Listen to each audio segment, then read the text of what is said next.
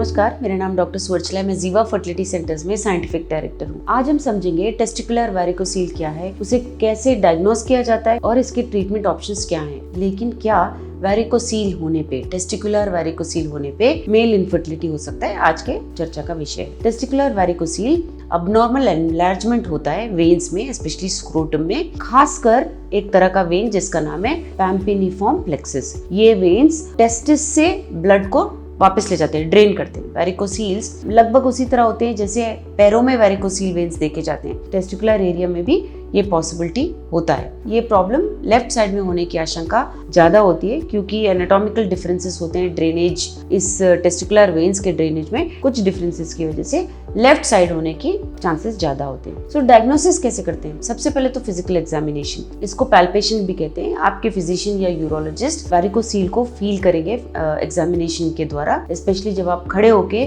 जैसे कि बेंड होने की कोशिश कर रहे हैं, इस पोजीशन में पैल्पेशन करने की या कोशिश करेंगे देखने की फिजिकल एग्जामिनेशन द्वारा। ये अपीयरेंस यूजुअली एक बैग ऑफ वर्म्स कहते हैं, जैसे कीड़ों से भरा हो। यूजुअली जब ये फील किया जाता है यूरोलॉजिस्ट द्वारा तो ऐसा लगता है कि बैग ऑफ वर्म्स है, यानी कि कीड़ों की थैली के जैसा। ये एनलार्ज्ड वेन्स के कारण हो रहा होता है। स्क्रोटल अल्ट्रासाउंड भी बहुत इंपॉर्टेंट तरीका है इसे डायग्नोस करने का। अल्ट्रासाउंड में ये पता लगा जाता है कि वैरिकोसील कितना है, उसका साइज क्या है, डिग्री क्या है, ये ब्लड फ्लो रिफ्लक्स जिसे कहते हैं, वेन्स में ये ब्लड फ्लो रिवर्सल कितना सिवियर है, ये भी पता लगाया जा सकता है। डॉपलर अल्ट्रासाउंड भी होता है। ये एक स्पेसिफिक किस्म का अल्ट्रासाउंड होता है जिसमें ब्लड फ्लो को एवेल्युएट किया जाता है और ये देखा जाता है कि ये प्रॉब्लम कंफर्म्ड तरह से है कि नहीं। फिर आता है वीनोग्राफी।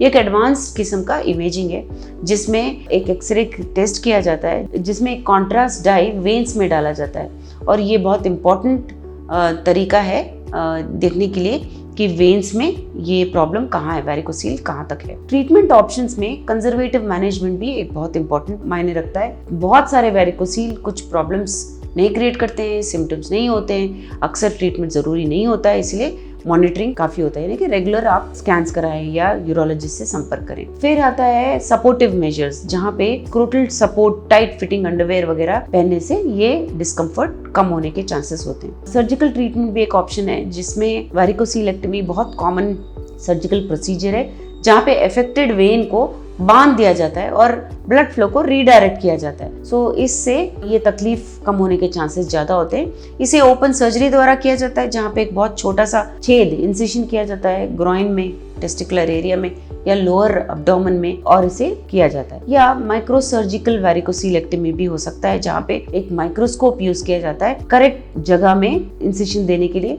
काटने के लिए, और वहाँ पे वैरिकोसीलेक्टमी करने के लिए। लैप्रोस्कोपिकली भी ये प्रोसीजर किया जाता है क्योंकि इसमें मिनिमल इन्वेसिव होता है, बहुत कम इंसिशंस दिए जाते हैं, बहुत छोटा इंसिशन और कैमरा द्वारा इसे किया जाता है। नॉन सर्जिकल ट्रीटमेंट भी होते हैं, यानी कि सर्जरी कभी कभी जरूरी नहीं होता है। परक्यूटेनियस एम्बोलाइजेशन, एक रेडियोलॉजिस्ट या यूरोलॉजिस्ट कैथेटर द्वारा वेन में या तो ग्रॉइन एरिया में या गर्दन में इस कैथेटर द्वारा केमिकल्स पास करेंगे, जिससे एनलार्ज्ड जो वेन्स होते हैं उन्हें ब्लॉक कर दिया जाता है, या कॉइल्स यूज करते हैं। सो ये तरीके हैं वैरिकोसील को ट्रीट करने के। अब वैरिकोसील की वजह से इनफर्टिलिटी क्यों होता है पुरुषों में? ये याद रखिए कि स्पर्मेटोजेनेसिस या स्पर्म्स की उत्पत्ति के लिए टेस्टिस का टेम्परेचर बॉडी टेम्परेचर से कम रहता है। बॉडी टेम्परेचर 37 डिग्रीज अगर हो तो स्क्रोटल टेम्परेचर 35 डिग्रीज रहना चाहिए। अब वैरिकोसील रहने के कारण स्क्रोटल टेम्परेचर इंक्रीज हो जाता है। इसकी वजह से स्पर्मेटोजेनेसिस पे या स्पर्म के उत्पत्ति पे नेगेटिव इम्पैक्ट पड़ता है, उनके मैच्योरेशन पे, फंक्शन पे भी असर पड़ सकता है। ऑप्टिमल टेम्परेचर हमेशा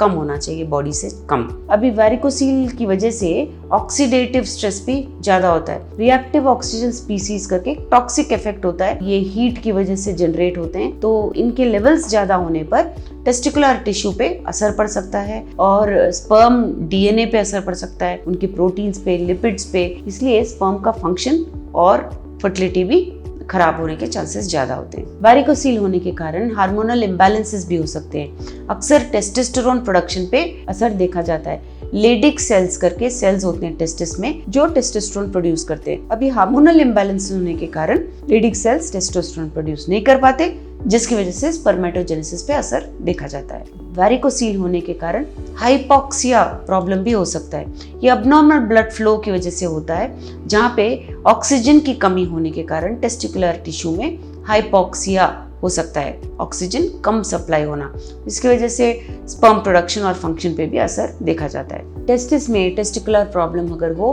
तो टेस्टिकुलर एट्रोफी भी हो सकता है। लॉन्ग स्टैंडिंग वेरिकोसील्स कहते हैं, यानी कि बहुत टाइम से अगर वेरिकोसील्स है और उसका इलाज नहीं किया गया तो टेस्टिकुलर एट्रोफी यानी टेस्टिस का साइज भी श्रिंक हो सकता है, वॉल्यूम कम हो सकता है और टेस्टिस का जो अंदर टिश्यू होता है उसका फंक्शन भी खराब हो सकता है। स्पर्म पैरामीटर्स पे भी असर देखा गया है।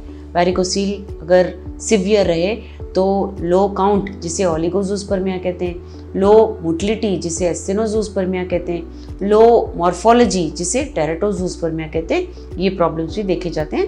वेरिकोसील अगर सिवियर हो या बहुत दिनों से चल रहा हो तो ये प्रॉब्लम्स देखे जाते हैं। इसके बारे में और जानकारी के लिए अवश्य जीवा फर्टिलिटी सेंटर्स आएं। Thank you. हमने इस वीडियो को बनाने में बहुत मेहनत की है, ज़रूर हमें सब्सक्राइब और लाइक कीजिए। Thank you.